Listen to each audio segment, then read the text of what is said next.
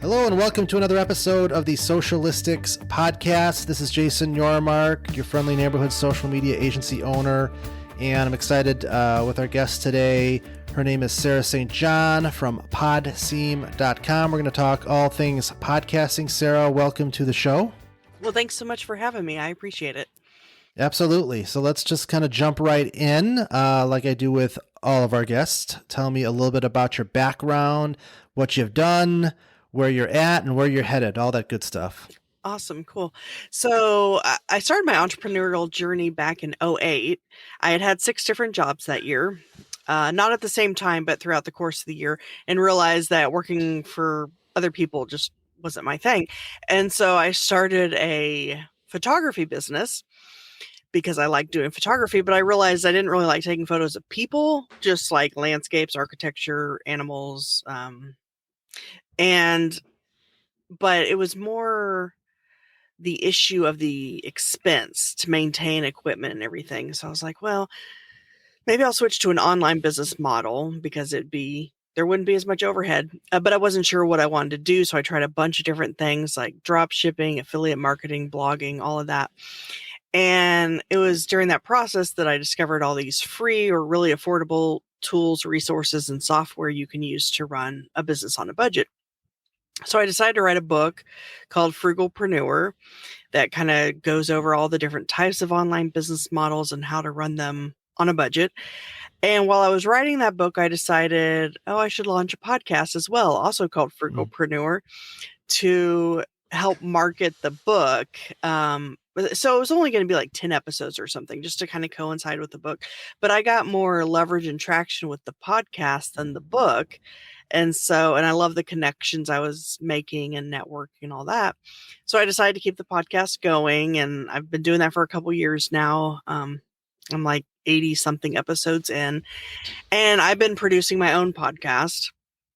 People would tell me how I did a good job and everything. And so I decided, well, why not get paid to do it for other people? So I launched a podcast production agency recently, and now I'm working on a podcasting course. And so I'm kind of all in on podcasting now, but it took over a decade of trying this, that, and the other thing to get to that point. And I got to that point kind of on accident, really, because it was just going to be another marketing avenue. It wasn't in my plan to be a long-term thing. No, that's awesome. Interesting. I started my first podcast was for just kind of a hobby for playing baseball, and we did that, and it took off. And people loved it, and I'm like, well, and I knew that I should probably do one for my agency, but I was like, well, I don't know what that looks like, and I don't know, and like, why would I do it? And I think for me, I just like, you know what, progress, not perfection. I enjoy it. Let's just put it out there. Let's see what happens.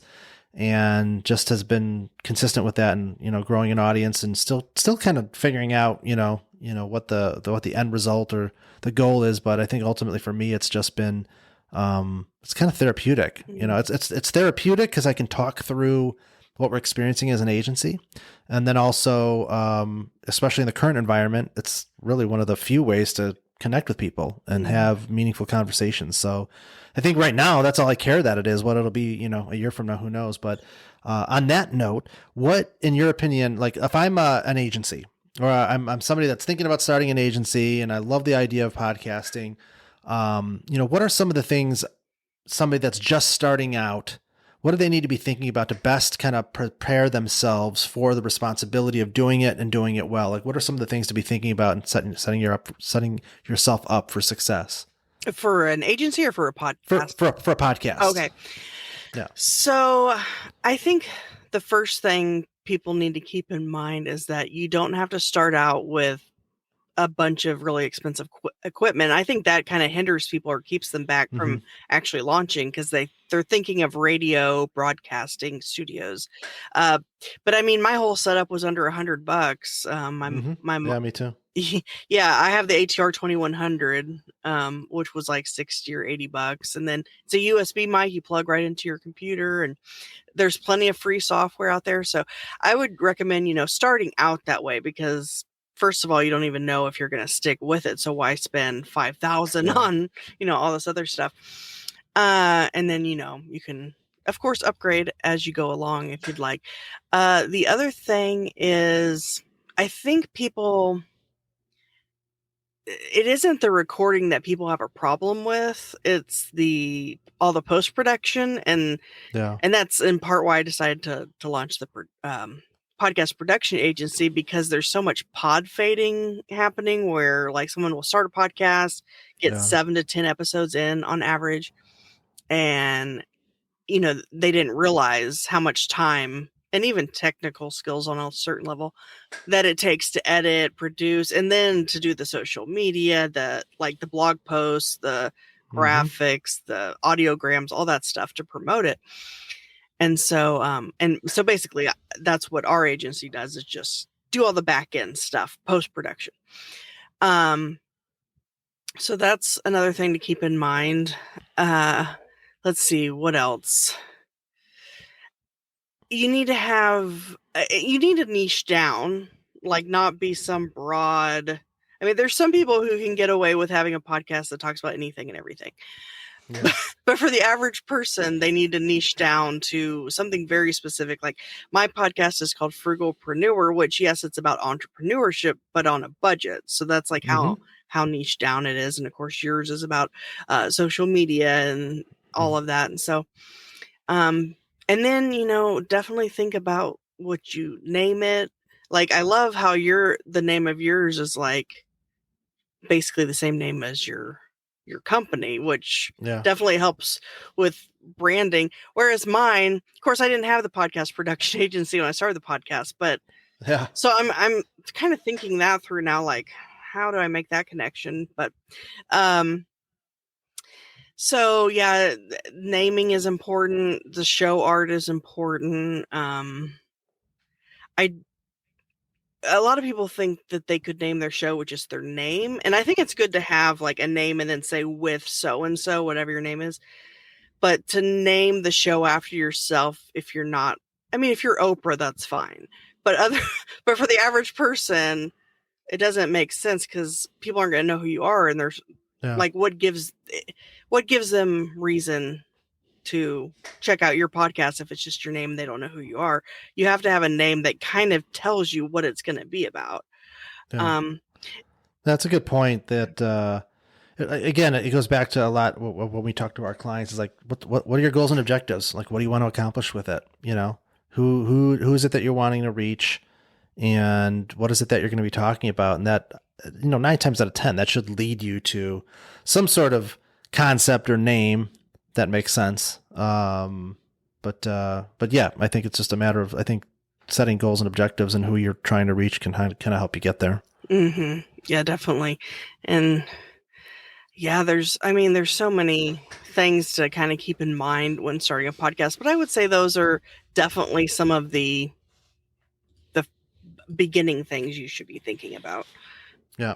What are some thoughts about like how if you're just starting out, like do you recommend how somebody tackles kind of the number of episodes that they really should be, how often should they publish, how many should be kind of done before you put it out there? Like what are some other things that can help folks kind of prepare for a podcast that sticks? Mm-hmm. Yeah, I think people are so used to binging these days, like with Netflix and all of that. And so I think it's important to at least launch with 3 episodes, but ideally more than that. I launched with 7, like really 7 at one time, because if you just launch one, it's like, oh yeah, people might listen to it, but then what keeps them coming back? You have to kind of get them, what would the word be? I guess to binge your show and like be anticipating more episodes. As far as how often, I would say at least once a week. Some people do daily shows, which seems like a lot. I did that for a while, but that's hard to maintain. A lot of people do twice a week, which 2 to 3 times a week, that's more feasible. But I would say at least once a week. If you start getting into bi-weekly or monthly or whatever, you're probably going to lose people because Yeah.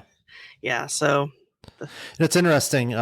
So I started out doing it every week, Mm-hmm. and then I just found that I couldn't keep up with it every week from a because I've always been kind of like quality over quantity, just making sure that, I just didn't want to turn the microphone on and start babbling about stuff just to make sure that I had something every week. So I've been testing every other week over the past couple months. Mm.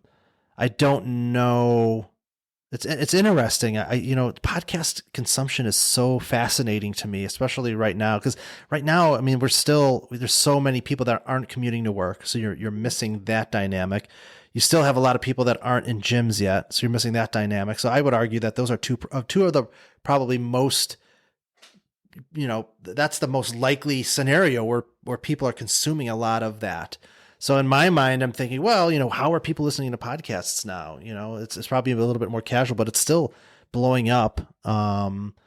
So it's interesting. I'm hoping that we get to a point. What I'm hoping for, and this is, good advice for any agency owners, once you reach a certain level of success as an agency owner, you should be able to remove yourself from the business so that you can do these sorts of things.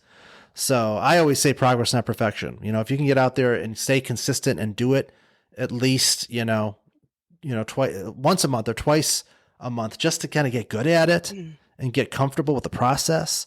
You can always kind of work your way up to that every week sort of thing.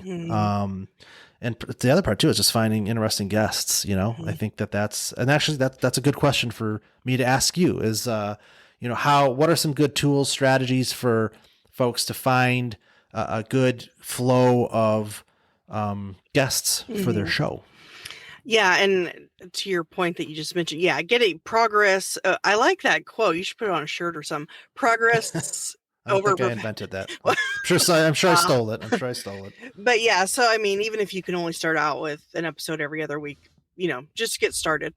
But as far as guests go, what I use is there's a bunch of different websites out there now where it's like matching podcasters with guests. There's like Podmatch, Podbooker, Podit, Matchmaker, Wildcast. There's like 10 of them probably.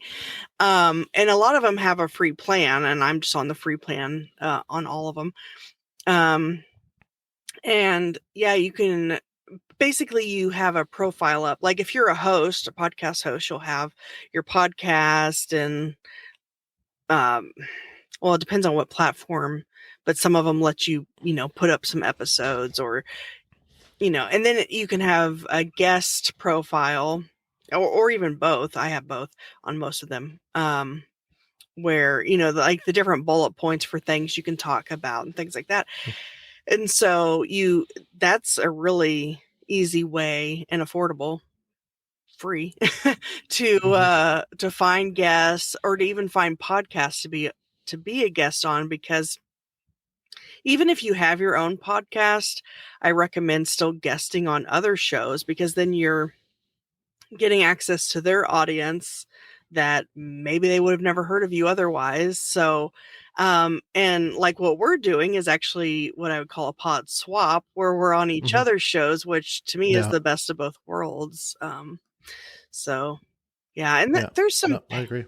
There's some paid places you can go to, where that company like does all the legwork contacting. But I mean, if you have the budget for it, I guess you could do that. But I don't know. I just do it all personally. Yeah. So you had talked earlier, so I want to talk a little bit about the editing side. So I've kind of dabbled in and out of it. I kind of enjoy it a little bit, so I'm doing some of it right now, but I know that that's not going to scale, especially if I want to kind of move to a weekly cadence. So for those that, are looking to dive into this, or maybe are doing it and just struggle with the volume of expertise or time that it takes to kind of facilitate it end to end, what can some folks expect in terms of hiring an outfit like yours, PodSeam, or something similar? What are they going to get from that? Like, what are they going to not have to do? And from a budget standpoint, what's realistic in terms of, what you're going to have to invest to kind of have those things taken care of? Yeah. So, I mean, it saves people a lot of time, because for me, like for every, let's say, hour episode, they're not always an hour, but let's just go with that. It can take up to 5 hours for all the post production. Yeah. And so it definitely saves time. It saves people the having to learn like technical skills and what they should be editing out, or you know, what they should have in their show notes, all that kind of stuff. And I would say what's different, there's tons of editing and production companies out there, and then there's tons of like podcast coaches.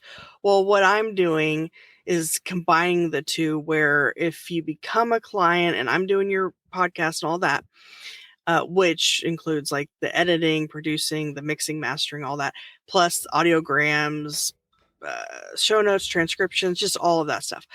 But in addition, I also do coaching basically and auditing. Like I'll listen to an episode, tell you what's good, what isn't good, what needs improvement. If you haven't even started a podcast, I would help with that whole launch process and cover art and naming and all of that.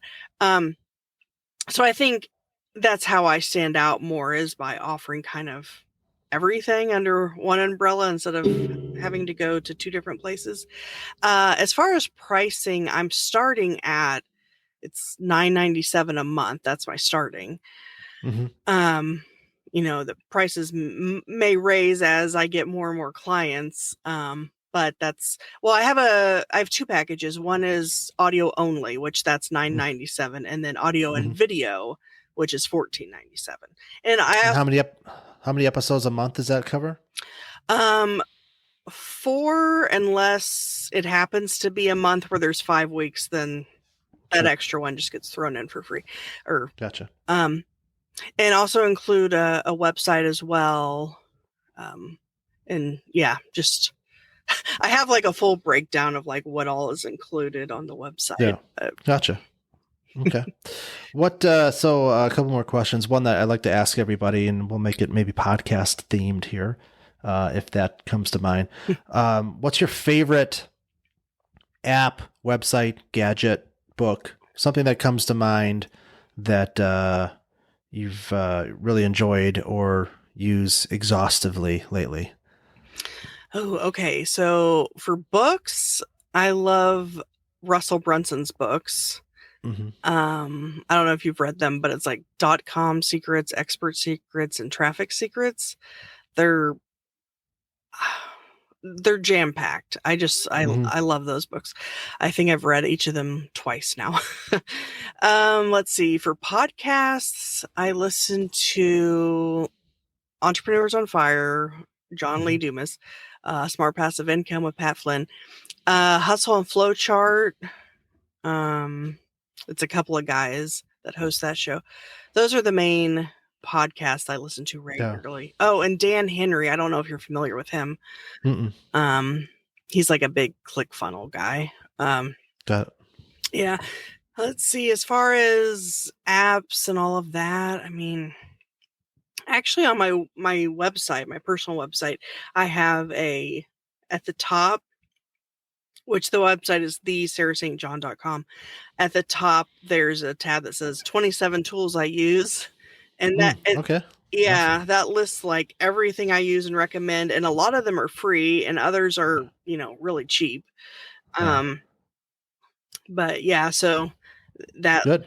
Yeah, that lists a lot. That'll answer the question very effectively. So cool. Awesome. Well, that's great. Is there, anything that I didn't ask you that you'd like to share with the audience based on kind of what we talked through today?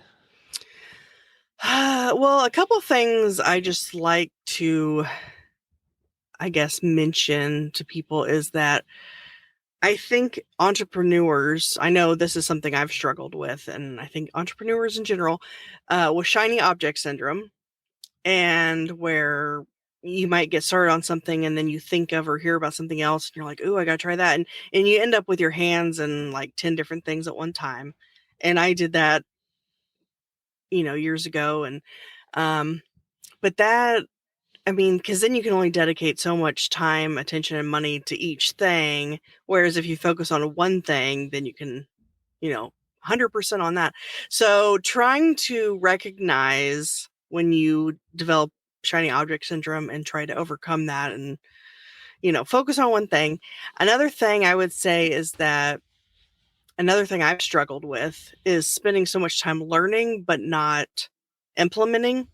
And so now for every hour I spend learning, I try to spend another hour implementing what I've learned, because otherwise what's the point?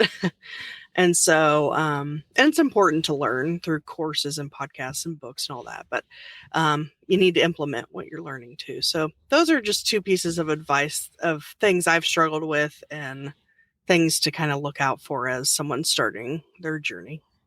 Awesome. I love it. So, where can folks find you? So the podcast production agency is PodSeam.com, PodSeam. And then I have 3 books that I give away the PDF version for free at thesarahstjohn.com/free. And that's Sarah with an H. And then the last name is STJOHN. Awesome. Well, we will include those links in our show notes. Thank you so much for being on the show and sharing your insights. Well, thanks so much for having me. Absolutely. All right. Well, that does it for this week's episode of Socialistics, Social Media Agency Stories. Thank you for listening. Subscribe, share, all that good stuff. Thank you for listening. We will see you next time. All right. Cool. There we go. Now it's all right.